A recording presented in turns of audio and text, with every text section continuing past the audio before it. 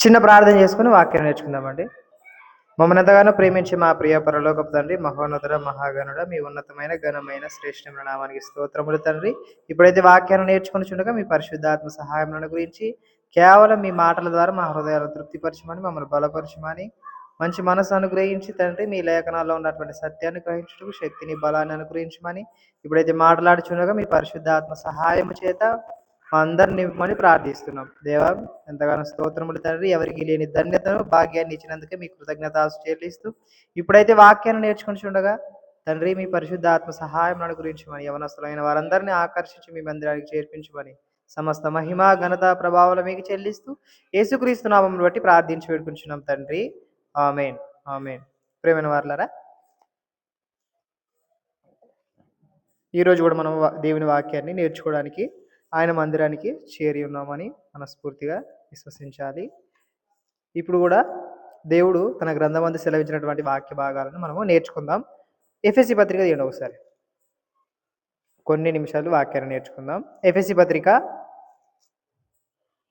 3వ అధ్యాయము 14వ వచనం. ఈ హేతువు చేత పరలోకమునందును భూమి మీదను ఉన్న ప్రతి కుటుంబము ఏ తండ్రిని బట్టి కుటుంబం అని పిలువబడుచున్నదో ఆ తండ్రి ఎదుట నేను మోకాళ్ళుని, మీరు అంతరంగ పురుషుని యందు శక్తి కలిగి ఆయన ఆత్మలను బలపరచబడినట్లుగాను, క్రీస్తు మీ హృదయములలో విశ్వాసము ద్వారా నివసించున్నట్లుగాను తన మహిమైశ్వర్యము చొప్పున మీకు దయచేయవలననియు, మీరు దేవుని సంపూర్ణత యందు పూర్ణులగునట్లుగా ప్రేమ యందు వేరుపారి సమస్త పరిశుద్ధులతో కూడా దాని వెడల్పును, పొడుగు, లోతు, ఎత్తు ఎంతో గ్రహించుకున్నట్టుకు, జ్ఞానం మించి క్రీస్తు ప్రేమను తెలుసుకున్నట్టుకు తగిన శక్తి గలవారు కావాలని ప్రార్థించుచున్నాను. అంటే ఫస్ట్ 14వ వచనం చదువుతున్నా చూడండి, ఒకసారి మళ్ళీ చెబుతున్నా. ఈ హేతువు చేత పరలోకమందును భూమి మీదను ఉన్న ప్రతి కుటుంబము, అంటే ఇక్కడ వాక్యం మనకి ఏం సెలవిస్తుంది అంటే, పరలోకమందు కూడా ఒక కుటుంబం ఉందంట, భూమి మీద కూడా ఒక కుటుంబం ఉందంట. ఆ కుటుంబము ఈ కుటుంబము ఏ తండ్రిని బట్టి కుటుంబం అని పిలువబడుచున్నది అంటున్నాడు. అంటే ఆ కుటుంబానికి ఈ కుటుంబానికి తండ్రి దేవుడు ఒక్కడే, తండ్రి ఒక్కడే. అంటే పరలోకమందు ఈ భూమి పుట్టక ముందే ఒక కుటుంబం ఉంది. ఈ జగత్తు పునాది వేయబడక మునిపే అక్కడ ఒక కుటుంబం ఉంది. ఆ కుటుంబాన్ని బట్టి భూమి మీద దేవుడు కుటుంబ వ్యవస్థను పెట్టాడు. నేను చెప్పే విషయాలు అర్థమవుతున్నాయి అందరికీ? మీకు ఈరోజు చాలా మంచి విషయం నేర్చుకుందామండి. పరలోకమందు ఒక కుటుంబం ఉంది, ఈ భూమి మీద ఒక కుటుంబం ఉంది. అసలు ఈ కుటుంబం ఎవరిని బట్టి పిలువబడుతుంది? ఈ కుటుంబ వ్యవస్థ ఎవరిని బట్టి ఏర్పరచబడిందంటే పరలోకమందు ఉన్నటువంటి కుటుంబాన్ని బట్టి ఇక్కడ కుటుంబ వ్యవస్థగా పరిగణింపబడుతుంది. బాబాయ్ పోయిరా తొందర. అంటే పరలోకమందును భూమి మీదను ఒక కుటుంబం ఉంది. నేను చెప్పే విషయాలు మీకు బాగా అర్థం కావాలా? ఎంత తక్కువ వచ్చినా అంత ఎక్కువ నేర్చుకుంటాం. కాబట్టి తక్కువ మంది అని ఏం లేదు, రూల్ ఏం లేదు.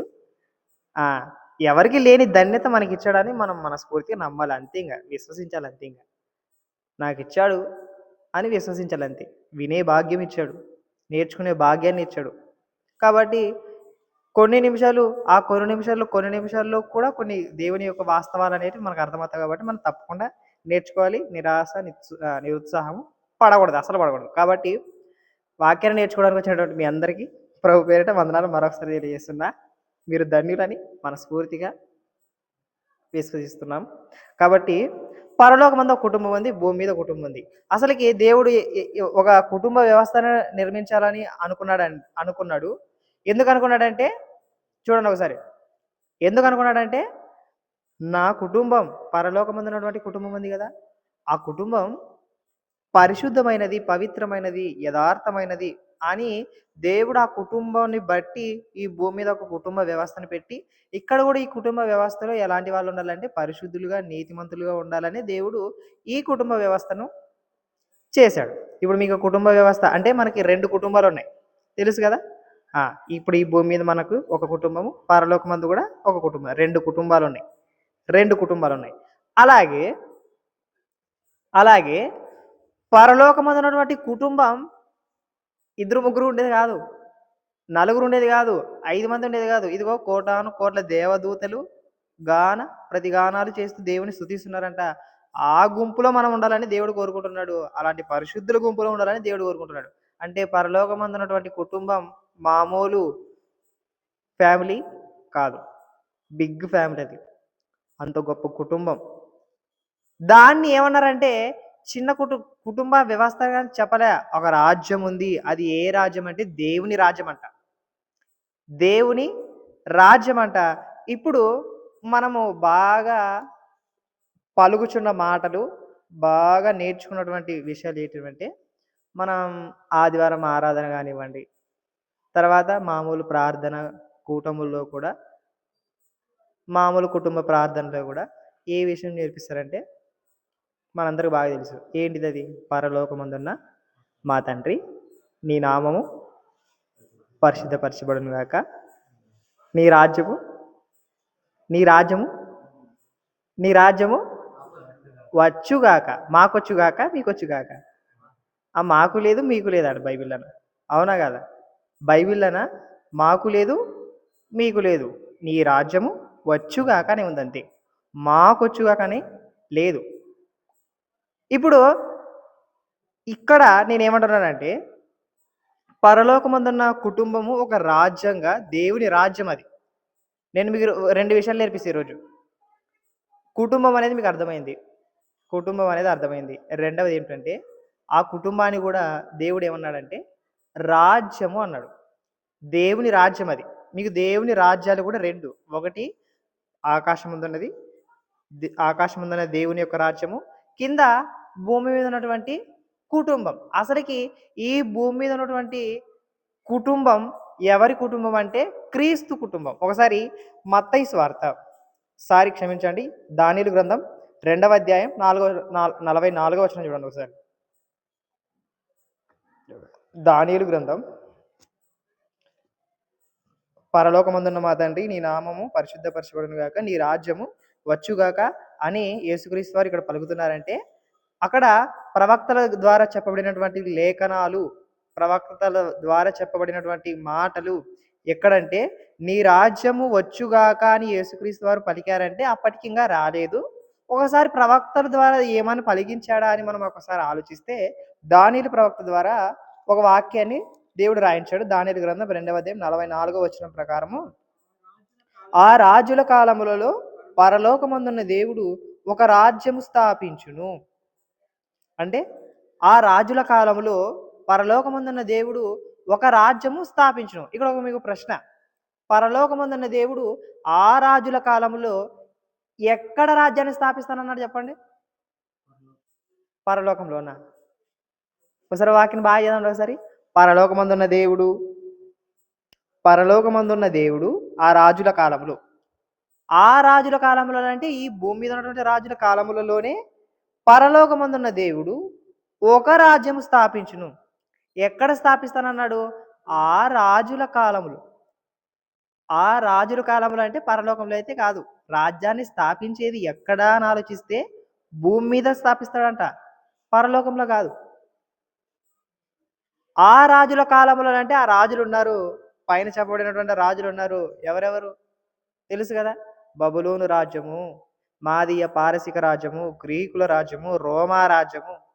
ఇవన్నీ సామ్రాజ్యాలు తర్వాత వచ్చినదే క్రీస్తు రాజ్యం. క్రీస్తు రాజ్యం. ఆ రాజులు అంటే ఈ రాజుల కాలంలో ఒక రాజ్యాన్ని దేవుడు స్థాపిస్తాడంట. ఎక్కడ స్థాపిస్తాడంటే భూమి మీదే స్థాపిస్తాడు. అందులో వచ్చేసి యేసుక్రీస్తు వారు తన శిష్యులకు ప్రార్థన నేర్పించాడు.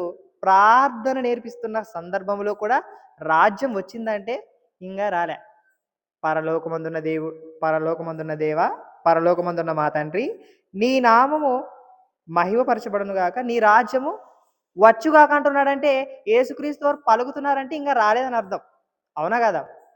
శిష్యులకు ప్రార్థన నేర్పిస్తున్నాడు. పరలోకమందులో నుంచి ఒక రాజ్యము వచ్చునుగాక అంటే వచ్చుగాక అంటే వస్తది. ఎక్కడికి వస్తుంది? అలాంటి రాజ్యం, పరలోకంలో ఉన్నటువంటి ఒక రాజ్యము, ఆ రాజ్యం పరిశుద్ధమైనది, పవిత్రమైనది, యథార్థమైనది, నీతి, నియమాలు కలిగినటువంటి రాజ్యము లాంటి రాజ్యం భూమి మీద స్థాపింపబడుతుందంట. అది దేవుడే స్థాపిస్తాడు. అది దేవుడే స్థాపిస్తాడంట. అందుకని నీ రాజ్యం వచ్చుగాక అన్నాడు యేసుప్రభువారు. అప్పటికి వచ్చిందా అని ఆలోచిస్తే రాలేదు. మరి ఎప్పుడు వచ్చింది దేవుని యొక్క రాజ్యము? ఎప్పుడు వచ్చిందా అని ఆలోచిస్తే ఆహ్, యోహాను సువార్త 14వ అధ్యాయం చూడండి ఒకసారి. యోహాను సువార్త, యోహాను సువార్త 14వ అధ్యాయం, 14వ అధ్యాయము 16వ వచనం. 16వ వాక్యం ఇక్కడ ఏమున్నది అంటే, నేను తండ్రిని వేడుకుందును మీ యొద్ద ఎల్లప్పుడూ నుండుటకై ఆయన వేరొక ఆదరణకర్తను అనగా సత్యస్వరూపియగు ఆత్మను మీకు అనుగ్రహించును. అంటే మీకు ఒక ఆత్మను అనుగ్రహిస్తాడు దేవుడు. ఎప్పుడు అనుగ్రహిస్తాడంటే నేను వెళ్ళిపోయిన తర్వాత ఆయన వస్తాడు. ఎవరు? నేను నా అసలుకి వెళ్ళకపోతే పరిశుద్ధాత్ముడు రానే రాడు. ఎవరు చెప్తున్నారు ఈ మాట? యేసుక్రీస్తు వారు చెప్తున్నారు. ఇదిగో నేను వెళ్ళితేనే ఎవరు వస్తారు చెప్పండి? ఆయన వస్తాడు. ఎవరు? పరిశుద్ధాత్ముడు వస్తాడు. నేను వెళ్ళకుండా ఆయన రాలేడు అనేది బైబిల్ చెప్పినటువంటి నగ్న సత్యం ఇది. అంటే యేసుక్రీస్తు వారు దేవుడు, పరలోకమందున్న దేవుడు యేసుక్రీస్తు ద్వారా ఒక రాజ్యాన్ని స్థాపించాడు. ఒక రాజ్యాన్ని స్థాపించాడు. అది క్రీస్తు సంఘం. ఏ సంఘం చెప్పండి? క్రీస్తు సంఘం. ఎక్కడ ఒకసారి మరలా చూడండి. అపోస్తుల కార్యం 2వ అధ్యాయం. అపోస్తుల కార్యములు 2వ అధ్యాయం 3వ వచనం, 4వ వచనం. ఇప్పుడు యేసుక్రీస్తు వారు మత్తయి సువార్త 6వ అధ్యాయము 9, 10 వచనాల్లో అక్కడ ఏం కనపడుతుంది అంటే, పరలోకమందున్న మా తండ్రి నీ నామం మహిమపరచబడును గాక, నీ రాజ్యము వచ్చుగాక అని మత్తయి సువార్తలో 6వ అధ్యాయం 9, 10 వాక్యాలలో మనం చూస్తాము. అసలుకి నీ రాజ్యం వచ్చుగాక అన్నాడంటే అసలుకి ఆ రాజ్యం ఎప్పుడు వచ్చింది?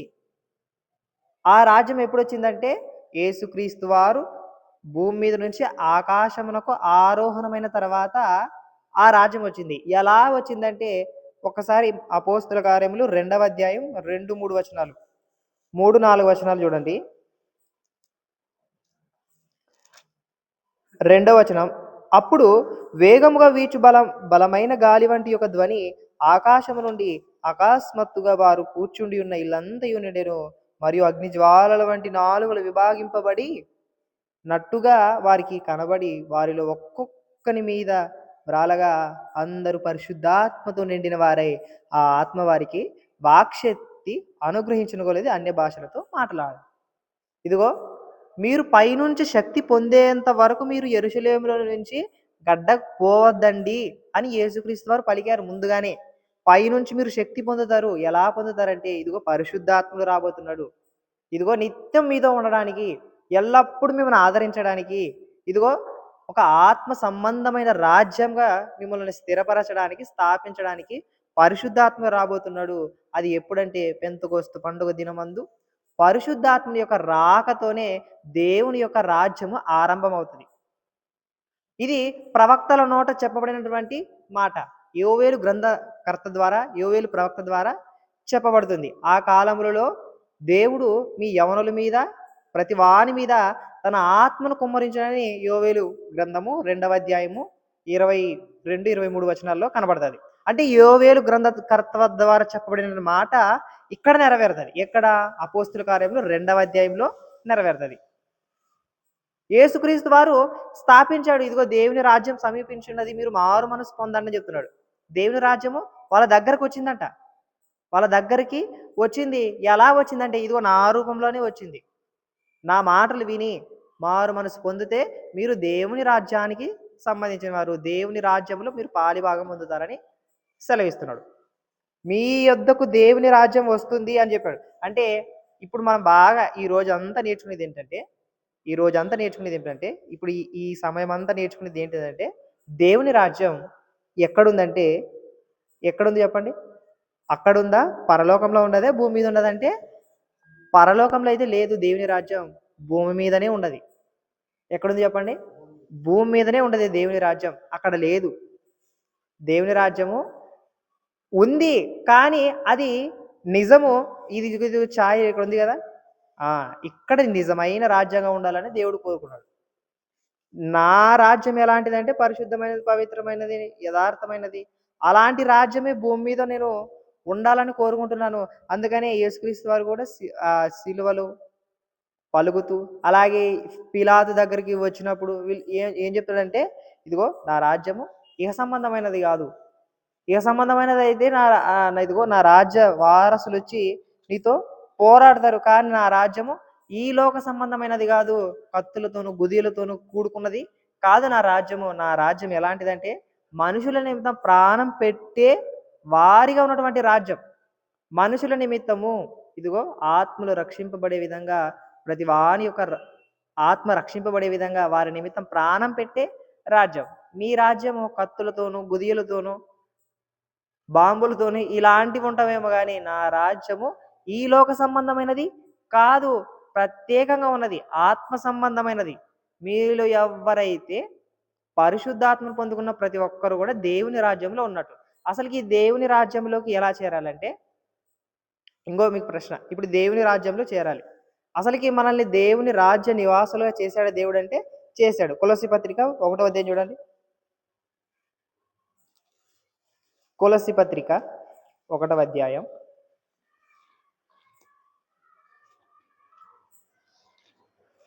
కొలస్సీ పత్రిక 1వ అధ్యాయం. ఫిలిప్పీ పత్రిక తర్వాత కొలస్సీ పత్రిక 1వ అధ్యాయం 13వ వచనం ప్రకారం, ఆయన మనలను అంధకార సంబంధమైన అధికారములో నుండి విడుదల చేసి తాను ప్రేమించిన తన కుమారుని యొక్క రాజ్య నివాసులుగా చేశాడంట. అంటే ఒకప్పుడు మనం అంధకార సంబంధమైన క్రియలు చేసేవాళ్ళం. అంధకారంలో ఏముంటది? చీకటి ఉంటుంది. అంధకారంలో ఏముంటది? పాపం ఉంటుంది. అంధకారంలో ఏముంటుంది చెప్పండి? మనకి అసలు దేవునికి అయిష్టమైనవి వ్యభిచారము, తర్వాత పాపము, తర్వాత అబద్ధములు, తర్వాత దొంగతనములు, మోసములు, కృత్రిమములు, వేషతత్వములు, ఇవన్నీ కూడా అంధకార సంబంధంలో అయినవి, అంధకార సంబంధమైనవి. వాటిలో నుంచి మనల్ని విమోచించాడంట. విమోచించి తన కుమారుని యొక్క రాజ్య నివాసులుగా చేసెనుంది. చేస్తాడని లేదు. చూడండి, చేసెను తెలుసు కదా, పాస్ట్ టెన్స్, తర్వాత ఫ్యూచర్ టెన్స్, ప్రెజెంట్ టెన్స్ అంటే మనకు బాగా అర్థం తెలుసు. పాస్ట్ టెన్స్ అంటే జరిగిపోయినది, అంటే చేసినంటే మనల్ని ఎప్పుడో చేశాడు, అప్పుడే రాజ్య నివాసులుగా చేశాడు, అంటే రాజ్యంలోకి పిలుచుకున్నాడు. ఆ రాజ్యము ఇక్కడే ఈ భూమి మీదే ఉండదు. ఆ రాజ్యము ఇక్కడే ఉండదు. అందుకనే ఇప్పుడు ఆ రాజ్యంలోకి చేరాలంటే మనం ఏం చేయాలి చెప్పండి? ఆ యొక్క దేవుని రాజ్యంలోకి చేరాలంటే ప్రతి ఒక్కరు కూడా ఏం చేయాలంటే, మనకు తెలుసు యోహాను సువార్త 3వ అధ్యాయం. యోహాను సువార్త 3వ అధ్యాయము. అక్కడికి ఎవరు వస్తారంటే, రాత్రి వేళ వచ్చాడంట ఒక వ్యక్తి, అతని పేరు నికోదేము. ఎవరు? నికోదేము. అక్కడ చూడండి, 3వ అధ్యాయం 5వ వచనం ప్రకారం, ఒకడు నీటి మూలముగాను ఆత్మ మూలముగాను జన్మించితేనే గాని దేవుని రాజ్యంలో ప్రవేశింపలేడని నీతో నిశ్చయముగా చెప్పుచున్నాను. అంటే దేవుని రాజ్యంలో ప్రవేశించాలంటే నీటి మూలముగాను ఆత్మ మూలముగాను ఏం చేయాలా? మరలా క్రొత్తగా జన్మించాలి. అంటే బాప్తీసం తీసుకున్న వాళ్ళందరూ కూడా క్రీస్తు సంఘంలోకి చేర్చబడతారు. క్రీస్తు సంఘంలోకి చేర్చబడతారు. ఇదే దేవుని రాజ్యము. ఇదే దేవుని రాజ్యము. నేను చెప్పే విషయాలు అందరికీ అర్థమవుతున్నాయి? ఇద్దరికి నేను చెప్పే విషయాలు అర్థమవుతున్నాయా? నేను ఏం చెప్పినానంటే, ఫస్ట్ ఒక కుటుంబం ఉందంట. ఆ కుటుంబము పరలోకంలో ఒక కుటుంబం ఉంది, భూమి మీద ఒక కుటుంబం ఉంది. అట్ ద సేమ్ టైం పరలోకంలో ఒక రాజ్యం ఉంది, భూమి మీద కూడా ఒక రాజ్యం ఉంది. ఈ రాజ్యాన్ని ఎవరు స్థాపించారంటే దేవుడే స్థాపించాడు. ఎవరి ద్వారా స్థాపించాడంటే క్రీస్తు ద్వారా స్థాపించాడు. క్రీస్తు భూమి మీద ఉన్నప్పుడు రాజ్యం వచ్చిందా అంటే రాలేదు. ఎప్పుడు వచ్చింది మరి అని ఆలోచిస్తే, ఇదిగో పరిశుద్ధాత్మ రాకతోనే దేవుని రాజ్యము ఆరంభమవుతుంది అని మనం నేర్చుకున్నాం. ఇప్పుడు సంఘంలో చేరిన వాళ్ళందరూ కూడా దేవుని రాజ్యంలో ఉన్నట్టు. ఎక్కడున్నాడు చెప్పండి? సంఘంలో ఉన్న ఎవరెవరైతే బాప్తిసం తీసుకొని మారు మనసు పొంది యేసుక్రీస్తుని సొంత రక్షకునిగా అంగీకరిస్తారో వాళ్ళందరూ కూడా క్రీస్తు సంఘంలో ఉన్నట్టు. అంటే దేవుని రాజ్యంలో ఉన్నట్టు వాళ్ళందరూ. దేవుని రాజ్యంలో ఉన్నట్టు. ఇప్పుడు దేవుడు ఏం చెప్తున్నాడంటే, దేవుని రాజ్యం మీ దగ్గరకొస్తుంది. ఎలా వస్తుంది? దేవుని రాజ్యం అనేది మీ దగ్గరకొస్తుంది. ఎలా వస్తుందంటే, ఇదిగో సువార్త ద్వారా దేవుని రాజ్యం మీ వద్దకొస్తుంది. ఎలా? ఇదిగో మీరందరూ పాపముల చేత, అపరాధముల చేత చచ్చిపడి ఉన్నారా? ఇదిగో క్రీస్తు రక్తాన్ని ఆశ్రయించండి. క్రీస్తుని నమ్ముకోండి అని సర్వలోకమున ప్రకటింపబడుతున్న సువార్తే దేవుని రాజ్యం ప్రత్యేకంగా వారి దగ్గరకు వెళ్తుందంట.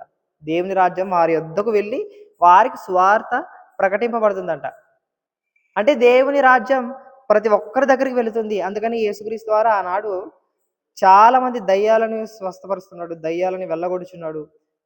చెప్తున్నప్పుడు మత్తయి సువార్త 12వ అధ్యాయం చూడండి ఒకసారి. మత్తయి సువార్త 12వ అధ్యాయము 28వ వచనం చూడండి. దేవుని ఆత్మ వలన నేను దయ్యములు వెళ్ళగొట్టుచున్న యెడల నిశ్చయముగా దేవుని రాజ్యం మీ యొద్దకు వచ్చి ఉన్నది. ఇదిగో సూచక్రియలు, అద్భుతములు దేవుని యొక్క ఆత్మ వలన నేను చేస్తున్నాను. ఇలా దేవుని ఆత్మ వలన మీ యొద్దకు వచ్చి ఇవన్నీ చేస్తున్నానంటే ఇదిగో మీ యొద్దకు సమీపంలోనే ఉంది దేవుని రాజ్యం. మీ యొద్దకు వచ్చింది, దగ్గరికి వచ్చింది. మీరు మారు మనసు పొందండి. మారు మనసు పొంది ఆ రాజ్యంలోకి చేరండి. దేవుని రాజ్యంలోకి చేరండి అని దేవుడు సెలవిస్తున్నాడు. అక్కడ దయ్యములు వెళ్ళగొట్టుచున్నది ఎవరి వలన అంటే దేవుని ఆత్మ వలన, దేవుని శక్తి వలన వెళ్ళగొడుచున్నాడంట. దయ్యాలని, రోగాలని, తర్వాత అపవిత్రాత్మలు పట్టిన వాళ్ళని వీళ్ళందరినీ స్వస్థపరుస్తున్నాడంట. ఇన్ని స్వస్థపరుస్తున్నది దేని వలన అంటే దేవుని ఆత్మ వలన. అందుకని యేసుక్రీస్తు మరలా ఏం పలుకుతున్నాడు? ఇదిగో నేను దేవుని ఆత్మ వలన మేము దయ్యాలన్నిటిని వెళ్ళగొడుతున్నాను, రోగాలన్నిటిని స్వస్థపరుస్తున్నాను. ఇలా చేస్తున్నానంటే మీ యొద్దకు దేవుని రాజ్యం వచ్చింది, మీరు నమ్మి తీరండి అని చెప్తున్నాడు ఆనాడు యేసుక్రీస్తు వారు. కానీ ఆనాడు నమ్మిన వాళ్ళు చాలా తక్కువ మంది. మరి ఈనాడు ఎంతమంది నమ్ముతున్నారంటే అసలు నమ్మిలేనట్టు ఉన్నాం. అసలు నమ్మిలేనట్టు ఉన్నాం. అసలుకి మాకేం పని, దేవునితో ఏం పని, మాకి సువార్తతో ఏం పని, వాక్యంతో ఏం పని, ప్రార్థనతో మాకేం పని అన్నట్టుగా జీవిస్తాం. దేవుని ఎరుగమన్నట్టుగా ఉన్నామంట అంత చాలా మంది. కాబట్టి దేవుని రాజ్యంలోకి చేరిన ప్రతి ఒక్కరు కూడా ఎలా ఉంటారంటే బాధ్యత కలిగి ఉంటారు. దేవుని పని చేసేవారుగా ఉంటారు. ఇప్పుడు నేను చెప్పే విషయాలు అందరికి అర్థమవుతున్నాయా? ఎన్ని విషయాలు చెప్తున్నానంటే చాలా విషయాలు చెప్తున్నా. ఒక్కొక్క క్వశ్చన్ ఉన్నట్టు కదా. క్వశ్చన్ నేను ఒకటి ఎగ్జాంపుల్ చెప్పిన. ఎఫెసీ పత్రిక 3వ అధ్యాయంలో పరలోకమందున ఒక కుటుంబం ఉంది, అలాగే భూమి మీద కూడా ఒక కుటుంబం ఉంది. దేవుడే స్థాపించాడు. ఈ కుటుంబ వ్యవస్థను కూడా ఎవరు స్థాపించారు చెప్పండి? దేవుడే పెట్టాడు. ఆదాము అవ్వ ఒక కుటుంబం. ఆ కుటుంబ వ్యవస్థను ఎవరిచ్చారు? దేవుడే పెట్టాడు. నేనే విధంగా అయితే తండ్రిగా ఉన్నానో ఆదామా నీవు కూడా భూమి మీద ఒక తండ్రిగా ఉండు అని చెప్పాడు. సరే ఆ కుటుంబం అలాని పెడితే, అలాగే దేవుని రాజ్యం కూడా పరలోకంలో కూడా ఉంది. అలాంటి రాజ్యాన్ని భూమి మీద దేవుడు స్థాపిస్తాడంట. ఏ రాజుల కాలంలో అంటే నేను అప్పుడు చెప్పినా కదా, ఆ రాజుల కాలంలో దేవుడు ఒక రాజ్యాన్ని స్థాపిస్తాడు. ఎక్కడ స్థాపిస్తాడంటే భూమి మీదనే స్థాపిస్తాడు. ఆ భూమి మీద ఎవరి ద్వారా స్థాపిస్తాడు అన్నాను నేనంటే యేసుక్రీస్తు ద్వారా ఆయన సూచక్రియలు, అద్భుతములు, దయ్యములు వెళ్ళగొడుచున్న దాన్ని బట్టి దేవుని రాజ్యం వాళ్ళ దగ్గరికి వస్తుంది. దేవుని రాజ్యం వాళ్ళ దగ్గరికి వస్తుంది. ఇంకేం చెప్పినా నేను? దేవుని రాజ్యం వాళ్ళ దగ్గరకు వస్తుందని చెప్పిన. ఇప్పుడు ఈ రాజ్యంలోకి ఎప్పుడు చేశాడంటే మనం ఒకప్పుడు మన అపరాధముల చేతను, పాపముల చేతను చచ్చిపడి ఉన్నప్పుడు మనల్ని అందరినీ పిలుచుకొని సంఘంలో చేర్పించాడు. ఆ సంఘమే దేవుని యొక్క రాజ్యం. తన కుమారుని యొక్క రాజ్య నివాసులుగా చేసెను అన్నాడు. తన కుమారుని యొక్క రాజ్య నివాసులుగా మనల్ని చేశాడట. అంటే దేవుని రాజ్యము భూమి మీదే ఉన్నది. దేవుని రాజ్యము భూమి మీదనే ఉన్నది అని మొదటి గ్రహించాలి. మరి చాలా కాలం నుంచి మనం ప్రార్థన చేస్తున్నాం కదా, పరలోకమందున్న మా తండ్రి నీ నామం మహిమపరచబడును గాక, నీ రాజ్యము మాకొచ్చును గాక అంటున్నాం కదా. అసలుకి రాజ్యం అంటేనే, రాజ్య నివాసులుగా అంటేనే మనమే కదా. మరలా రాజ్యం ఎక్కడ వస్తుందంటే మరలా ఇక్కడ సంఘమే కదా దేవుని రాజ్యము. ఈ సంఘమే దేవుని రాజ్యం అయితే మరి ఈ సంఘంలో ఉన్న వ్యక్తులే మళ్ళీ ఏం ప్రార్థన చేస్తాం? పరలోకమందున మా తండ్రి, నీ నామము పరిశుద్ధపరచబడును గాక, నీ రాజ్యము ఆ మాకొచ్చు గాక. మీరే రాజ్యం అయితే మరల మీకెటుకు వస్తుంది? మీరే కదా రాజ్యము. రాజ్య నివాసులుగా చేసినంటే రాజ్యంలో ఉన్నటువంటి వారసులు మీరే కదా. మరలా జానకి ఎన్నిసార్లు వస్తుంది? ఒకసారి వస్తుంది. పరిశుద్ధాత్ముడు ఇంతకాలం మన దగ్గర ఉంటూనే ఉన్నాడు, ఎల్లప్పుడూ ఆదరిస్తూనే ఉన్నాడు. మరలా ఎందుకు ప్రార్థన చేస్తున్నామంటే మనకి కొంచెం జ్ఞానం లేదని అర్థం. ఇంతకాలం మనం వాక్యాన్ని బాగా నేర్చుకోవట్లేదని అర్థం. వాక్యము సరిగ్గా నేర్చుకోవట్లేదని అర్థం. ఒకవేళ యేసుక్రీస్తు వారు రాబోతున్నాడు అనుకోండి, ఏ రాజ్యాన్ని పైనుంచి తెస్తాడా? తీసుకెళ్తాడా? తీసుకెళ్తాడు. మరి మనం పాట రాసాం మరి, రారాజు వస్తున్నాడు, రాజ్యము తెస్తున్నాడా తీసుకెళ్తాడా? తెస్తున్నాడా తీసుకెళ్తాడా? రారాజు వస్తున్నాడో జనులారా, ఏం చేస్తాడంట? రాజ్యము తెస్తున్నాడు అని అంటాం. కరెక్టే. అంటే పరలోక సంబంధమైనటువంటి సైన్య దూతలతో దేవుని రాజ్యం అంతా వస్తుంది. రాజ్యాన్ని తీసుకొని రావట్లేదు ఆయన. రాజ్యాన్ని తీసుకెళ్ళడానికి వస్తున్నాడు. రాజ్యాన్ని, దేవుని యొక్క రాజ్యాన్ని తీసుకెళ్ళడానికి వస్తున్నాడు. ఒకసారి ఆ వాక్యం చూడండి. కొరింథీ మొదటి పత్రిక 15వ అధ్యాయం.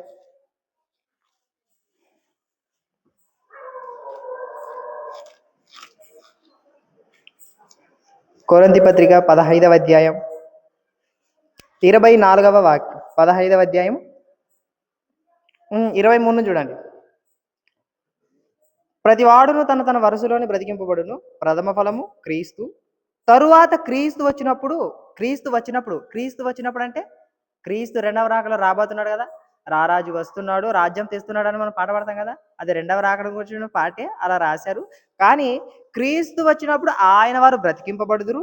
అటు తర్వాత ఆయన సమస్తమైన ఆధిపత్యమును, సమస్తమైన అధికారమును, బలమును కొట్టివేసి తన తండ్రి అయిన దేవునికి రాజ్యము అప్పగించును. అంటే క్రీస్తు వచ్చినప్పుడు రాజ్యాన్ని తెస్తాడా? తండ్రికి రాజ్యాన్ని అప్పగిస్తాడా? ఎక్కడున్న రాజ్యాన్ని? భూమి మీద ఉన్న రాజ్యాన్ని ఎక్కడికి అప్పగిస్తాడు చెప్పండి? ఆ తండ్రికి అప్పగిస్తాడంట. తండ్రికి అప్పగించి తన బాధ్యతలందరినీ ముగిస్తాడంట. ఎవరు? యేసుక్రీస్తు ప్రభువారు. అంటే మనకు ఒకటి అర్థం కావాలి. ఇంతకాలం మనం నేర్చుకున్నది ఏంటి చెప్పండి మరి? ఇంతకాలం మనం నేర్చుకునేది ఏంటి? ఇందరికి రాజ్యం వస్తుందనే, రాజ్యం తెస్తాడనే, రాజ్యం తీసుకెళ్తాడని మనకి ఇప్పుడు అర్థమైంది. అప్పటి నుంచి మనం ఏమని పాడుతున్నాం? వస్తుందని పాడుతున్నాం. ఇప్పటికైనా పరలోకమందున మా తండ్రి, నీ నామం పరిశుద్ధపరచబడును గాక, నీ రాజ్యము మాకొచ్చును గాక. ఎన్నిసార్లు రాజ్యము అపోస్తులైన పౌలు ద్వారా రాజ్యం ఏమైందంటే విస్తరించింది. ఆడే లేదు, అక్కడే రాలేదు. ప్రభువా మీ రాజ్యం వచ్చుగాక అని పౌలు అలా పలకలే. ఏం చేశాడు? రాజ్యాన్ని విస్తరించాడు. క్రీస్తు యొక్క సువార్తను ఇతరులకు ప్రకటించాడు. దేవుని రాజ్యాన్ని ప్రకటించాడు. దేవుని రాజ్యాన్ని విస్తరింపజేశాడు. కానీ అలా అని కూర్చోలే మనలాగా. ఎలా? పరలోకమందున మా తండ్రి, నీ నామం మహిమపరచబడును గాక, నీ రాజ్యం మాకు వచ్చును గాక అని ఎప్పుడు పలకలైనా. రాజ్యం వచ్చేసింది. పరిశుద్ధాత్మ సంబంధమైనది, అంత ఆత్మ సంబంధమైనది. రాజ్యం విస్తరిస్తుంది. ఎలా విస్తరిస్తుంది? క్రీస్తు యొక్క సువార్త ద్వారా రాజ్యం అనేది విస్తరిస్తుంటే మనమేమో ఇంకా వచ్చుగాక వస్తూనే ఉంటుంది అనమాట. ఇంకా అంటే వాక్యాన్ని మనము సరైన కోణంలో ఆలోచిస్తే దేవుని యొక్క రాజ్యము మనమే. మనము ఈ రాజ్యంలోకి అనేకులను ఏం చేయాలి చెప్పండి? యాడ్ చేయాల. వాళ్ళ ఈ రాజ్యంలోకి వచ్చే విధంగా వాళ్ళకి సువార్త ప్రకటిస్తే వాళ్ళు ఈ రాజ్యంలోకి వస్తారు. మారు మనసు పొంది బాప్తిజం తీసుకొని ఈ రాజ్యంలోకి వస్తారు పరిశుద్ధాత్మ ప్రేరేపణ చేత. సువార్త ప్రకటించుకుంటే రాజ్యం విస్తరించదు. రాజ్యము విస్తరించదు. ఇప్పుడు మిమ్మల్ని అడుగుతారు, ఒక రాజకీయ పార్టీ పెడతాడు. ఎవరు? ఒక నాయకుడు పెడతాడు. ఎక్కడ? ఒక ఢిల్లీలో పెట్టాడు అనుకోండి. ఢిల్లీలో పెట్టిన తర్వాత అనుకుంటారంట, ఇదిగో దేవుడు ఆ రాజ్యము స్థాపిస్తాడంట భూమి మీద. నాయకుడు పార్టీ స్థాపిస్తాడంట. ఇంకా అది వస్తూనే ఉంటుంది, ఇంకా ఎప్పుడు విస్తరించదు. ఒక నాయకుడు ఏం ఆలోచిస్తాడు? నేను పార్టీ పెడితే ఇదిగో దేశం అంతా వ్యాపించాలని కోరుకుంటాడా? ఇంకా రావాలని కోరుకుంటాడా? నేను ఒక పార్టీ పెడితే ఏం కావాలది? దేశమంతా విస్తరించాలి. ఇదిగో బీజేపీ అని పార్టీ పెట్టారనుకోండి. ఇప్పుడు దేశమంతా ఏం చేసింది అది? విస్తరించ విస్తరించింది. ఇదిగో మా రాజ్యం వస్తుంది, బీజేపీ అని వస్తుందని ఇంకా అంటూనే ఉంటామా చెప్పండి? అంటే రాజ్యం వచ్చింది, అది విస్తరించాలా. అదేం చేయాలా? విస్తరించాలా. మనమేమో ఇంకా వచ్చుగాక అని పలుకుతూనే ఉంటాం. వచ్చుగాక ఇంక రాదు ఇంక అది. ఇప్పుడు భూమి మీద ఉంది. దేవుని రాజ్యం మీరే అని చెప్తున్నాడు.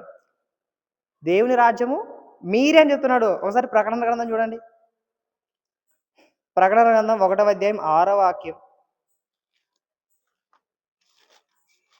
ప్రకటన గ్రంథం 1వ అధ్యాయం 6వ వచనం.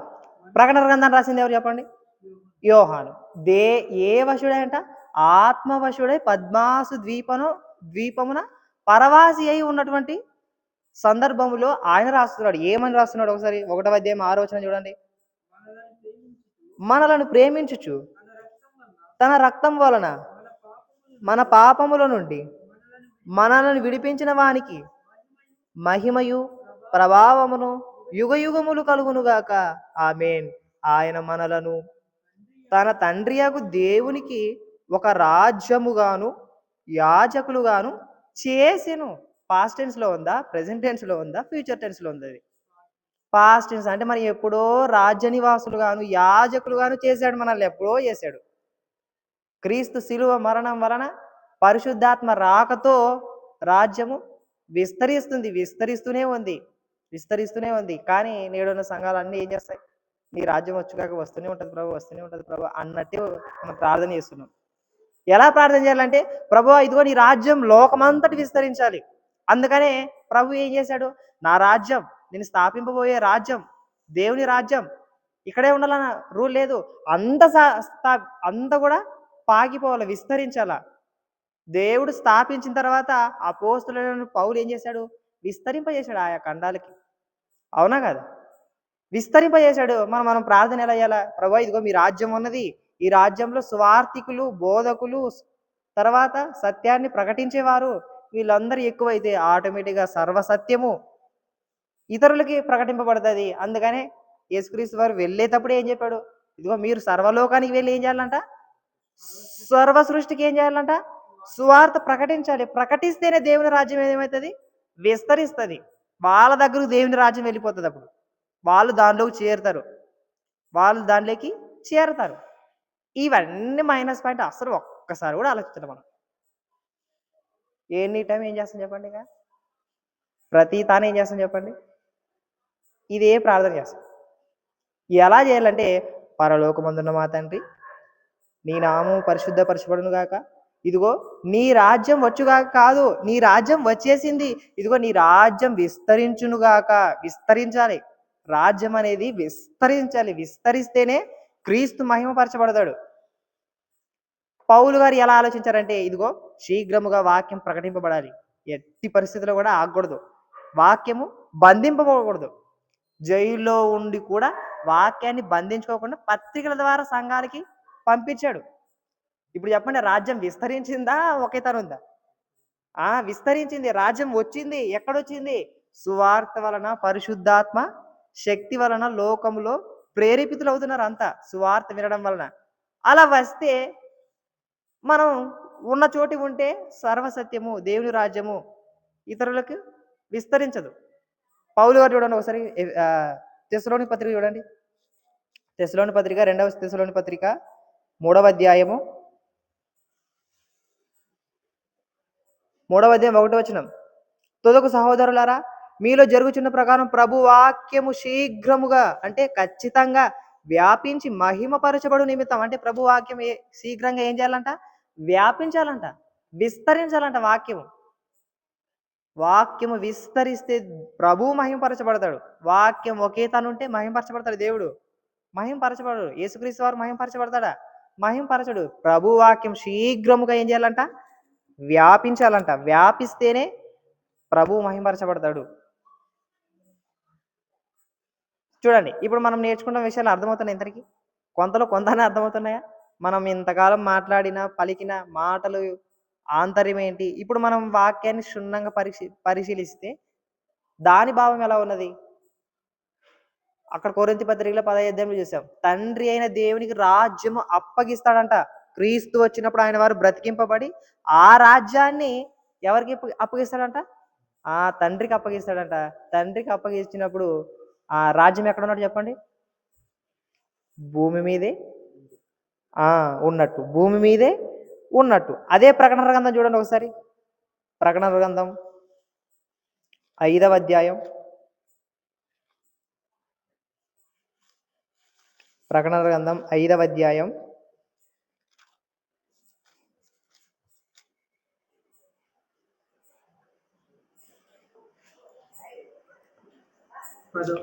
5వ అధ్యాయం 10వ వచనం.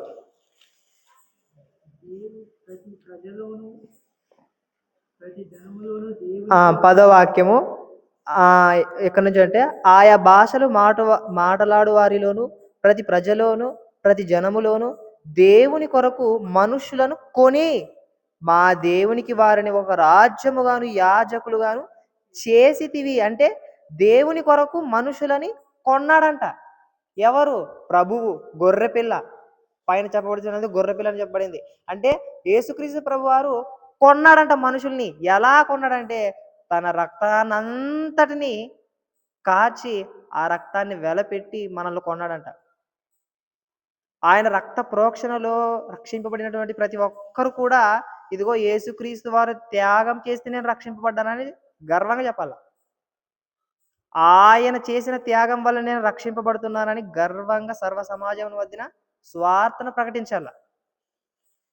అంత గొప్పగా చెప్పాల. ఎందుకంటే నన్ను కొన్నాడు. కొంటే సొంతం అవుతాం. ఎవరికి సొంతం అవుతాం చెప్పండి? మీరే వెళ్తారు, అంగిళ్ళకి వెళ్తారు, ఒక మంచి బుక్ కొనుక్కుంటే ఆ బుక్ మీకు ఏమైతే చెప్పండి? సొంతం అవుతుంది. ఈ బుక్ ఎవరిది? ఇప్పుడు నాది అని చెప్పే దమ్ము ధైర్యం మీకు వస్తుందా రాదా? వస్తుంది. అలాగే యేసుక్రీస్తు వారు కూడా ఇప్పుడు ఈ వాడు నా వాడు, నేను కొన్నాను. ఎలా కొన్నాను? ఇదిగో నా రక్తాన్ని అంతటిని ఇచ్చి నిన్ను కొన్నాను. మీ అందరిని ఎలా కొన్నానంటే నా రక్తాన్నే ఇచ్చి మిమ్మల్ని కొనుక్కున్నాను. ఇప్పుడు కొనుక్కొని మిమ్మల్ని ఏం చేశానంటే మామూలు వ్యక్తి చేయాలా? దేవునికి యాజకులుగా చేశాను. దేవునికి యాజకులుగాను ఒక రాజ్యంగాను చేశాను మిమ్మల్ని. అంత గొప్పగా ప్రభు మనల్ని గురించి చెప్తున్నాడు. అంత గొప్పగా చెప్తున్నాడు. అబ్బాబాబా, చాలా గొప్పగా చెప్తున్నాడు ప్రభు. చూడండి ఎన్ని విషయాలు మనకు అర్థమవుతున్నాయి. ఇప్పుడు నేర్చుకుంటున్నటువంటి మనము ఎన్ని విషయాలు నేర్చుకుంటున్నాం చెప్పండి? దేవుని రాజ్యంను గూర్చి ఎక్కడుంటున్నాం ఇంత అసలుకి?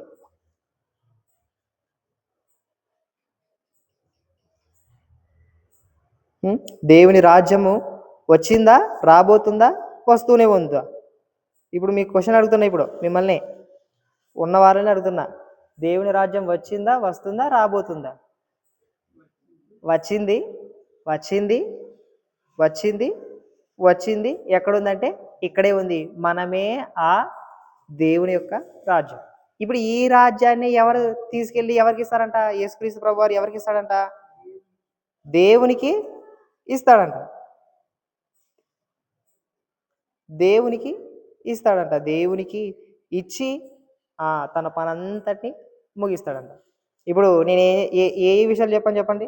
అసలు దేవుని రాజ్యం వస్తుందా, రాదా?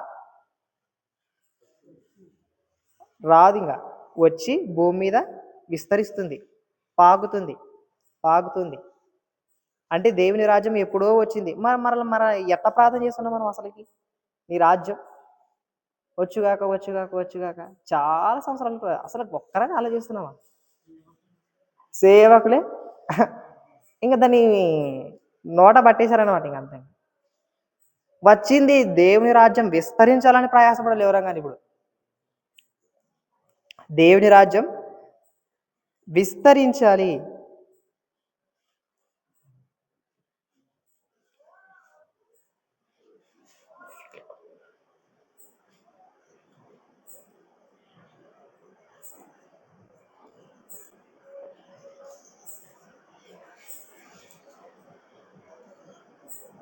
లూకాసు వార్త 17వ అధ్యాయం 21వ వచనం చూడండి. లూకా సువార్త 17వ అధ్యాయం 21వ వచనం. ఎందుకనగా ఇదిగో దేవుని రాజ్యం మీ మధ్యనే ఉన్నది. ఇక్కడ చెప్పారు యేసుక్రీస్తు దేవుని యొక్క రాజ్యం యొక్క రహస్యాన్ని రివీల్ చేశాడు. ఏమని? దేవుని యొక్క రాజ్యం ఎక్కడుందంట? మీ మధ్యలోనే ఉన్నది. ఇదిగో ఇక్కడనని అదిగో అక్కడని చెప్ప వీలు పడదని వారికి ఉత్తరం ఇచ్చాను. ఇదిగో దేవుని రాజ్యమే మీరు, దేవుని రాజ్యమే మీరని యేసుక్రీస్తు వారు కొండ బదులు కొట్టేశాడు అనమాట. ఇంత గొప్పగా దేవుడు మనల్ని దేవునికి ఒక రాజ్యంగాను యాజక సమూహంగాను ఎప్పుడో చేశాడు. కానీ మనం ఇంకా అజ్ఞానంలోనే అసలు ఏమి తెలియనట్లుగా ఏ విధంగా బ్రతుకుతున్నామంటే ఆ విధంగానే బ్రతుకుతున్నాం. కొంతలో కొంతైనా మనము వృద్ధి చెందాలి. వృద్ధి చెంది అసలుకి దేవుని రాజ్యం ఎప్పుడొచ్చింది, ఎలా వచ్చింది, ఆ రాజ్యంలో ఎవరుంటారు, ఆ రాజ్యం ఎవరి ద్వారా వచ్చింది, ఎప్పుడు విస్తరిస్తుంది అని బైబిల్ని ఒకసారి అడిగితే ఇంతకాలం మనం ఇప్పుడు ఇన్ని నిమిషాలు నేర్చుకున్నామా? నేర్చుకున్నాం, తప్పకుండా నేర్చుకున్నాం. దేవుని రాజ్యం అక్కడ ఉంది. కానీ మీకు కొన్ని సందర్భాలలో ఎలా ఉంటుందంటే దేవుని రాజ్యం మనము ఇన్ని శ్రమలు అనుభవించి చేరాలంటాం. ఏ రాజ్యాన్ని? ఆ రాజ్యాన్ని గురించి మాట్లాడుతున్నది. ఆ రాజ్యాన్ని గురించి మాట్లాడుతుంది. పౌలు గారు తెలుసు కదా, రాళ్ళు రువ్వి పాడేసింటారు. ఇదిగో మనం అనేక శ్రమలు అనుభవించి దేవుని రాజ్యం చేరాలి. అలాంటి దేవుని యొక్క రాజ్యంలో ఆకాశం ఉన్నటువంటి దేవుని రాజ్యానికి చేరాలి శ్రమలు అనుభవించి. కానీ యేసుక్రీస్తు వారు చెప్తున్నటువంటి మాట ఉంది కదా, ఏ మాట? నీ రాజ్యం వచ్చుగాక ఉంది కదా. ఆ రాజ్యము వచ్చేసింది. ఆత్మ సంబంధమైనది, అది పరిశుద్ధాత్మ సంబంధమైనది. అది ఆ రాజ్యంలో ఒక పౌలు గారు ఏం చేశారంటే వాక్యాన్ని విస్తరింపజేశాడు, రాజ్యాన్ని విస్తరింపజేశాడు. ఇది చూస్తాం. దేవుని రాజ్యం మీ మధ్యలోనే ఉంది. అది ప్రత్యేకంగా రాదు. అది ప్రత్యేకంగా పైనుంచి ఆకాశం నుంచి రాదు. దేవుని రాజ్యంగా మిమ్మునే చేస్తే మీరేమో నీ రాజ్యం వచ్చుగాక, నీ రాజ్యం వచ్చుగాక, నీ రాజ్యం వచ్చుగాక అని ప్రార్థన చేస్తూనే ఉంటాం. అంటే దేవుని రాజ్యం ఏం కావాలి? ఇప్పుడు విస్తరించాలి. బాగా గుర్తుపెట్టుకోండి. దేవుని రాజ్యం ఏం కావాలి చెప్పండి? విస్తరించాలి. విస్తరించి అనేకులు దానిలోకి ప్రవేశించి రాజ్య నివాసులుగా మారాలి. రాజ్య నివాసులుగా మారితేనే అప్పుడు దేవుడు కుమారుడైన క్రీస్తు వారిని పంపించి ఈ రాజ్యాన్ని అంతటిని, క్రీస్తు వచ్చినప్పుడు ఆయన వారు బ్రతికింపబడతారు కదా, ఎవరైతే మారు మనసు బాప్తిసం తీసుకుంటారో వాళ్ళందరూ కూడా బ్రతికింపబడి ఆ రాజ్యాన్ని అంతటిని తండ్రికి అప్పగిస్తాడు. యేసుక్రీస్తు ప్రభు రాబోతున్నాడు అని విశ్వసిస్తున్నాం. కాబట్టి ఈ దినం మనం ఏం నేర్చుకున్నామంటే అసలు రాజ్యం వస్తుందా రాదంటే రాజ్యము రాదు. రాజ్యము ఏం కావాలి చెప్పండి? విస్తరించాలి. రాజ్యం ఏం కావాలి? విస్తరించాలి.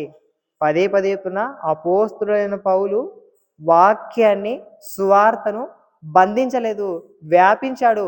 వ్యాపించుచున్నదంటేనే దేవుని రాజ్యం విస్తరిస్తుందని బలంగా నమ్మాలి.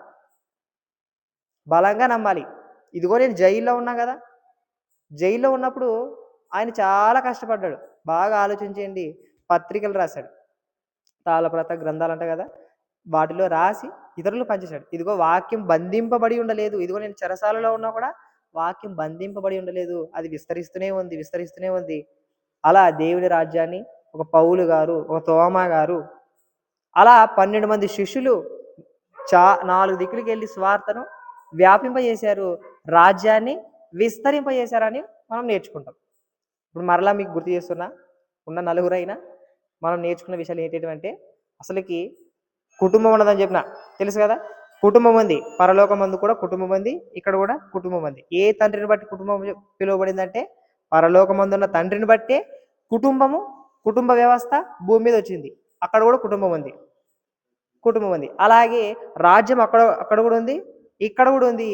ఆ రాజ్యం ఏ విధంగా అయితే ఉండాలనుకున్నాడో దేవుడు, ఈ రాజ్యం కూడా అలానే ఉండాలని కోరుకున్నాడు. కానీ ఆ రాజ్యం అలా లేకపోయేసరికి ఆ రాజుల కాలంలో, ఏ రాజుల కాలంలో? ప్రపంచ చక్రవర్తుల కాలంలో దేవుడు ఒక రాజ్యాన్ని స్థాపిస్తాడు.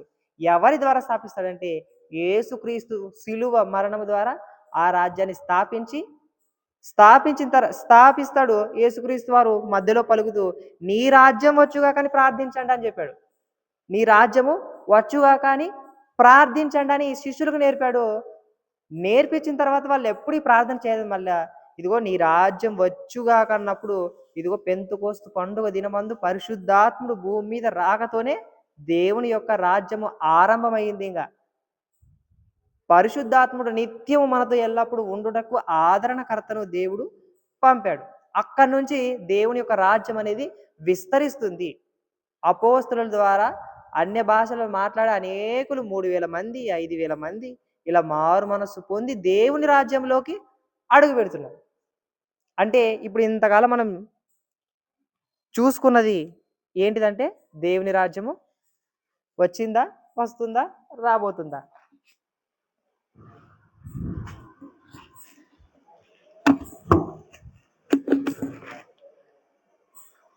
ఇన్ని నిమిషాలు మనం నేర్చుకున్నాం కదా, దేవుని రాజ్యము వచ్చింది, భూమి మీద ఉంది. ఈ భూమి మీద ఉన్నటువంటి దేవుని రాజ్యం విస్తరించాలని మనము ప్రార్థన చేయాలి. అనేకులు మారు మనసు పొందాలని ప్రార్థన చేయాలి. అవునా కదా? ఇప్పుడు మారు మనసు లేని వాళ్ళు అందరూ కూడా దేవుని రాజ్యంలో లేనట్టు. అసలుకి వాళ్ళు నోటి ద్వారా నీ రాజ్యం వచ్చుగాక అన్నా కూడా వాళ్ళకి ఏమి లేదు. ఇంకా అర్థం మారు మనసు పొందుకోకుండా ఇవన్నీ ఉన్నవన్నీ ఎన్ని పలికినా కూడా వృధా.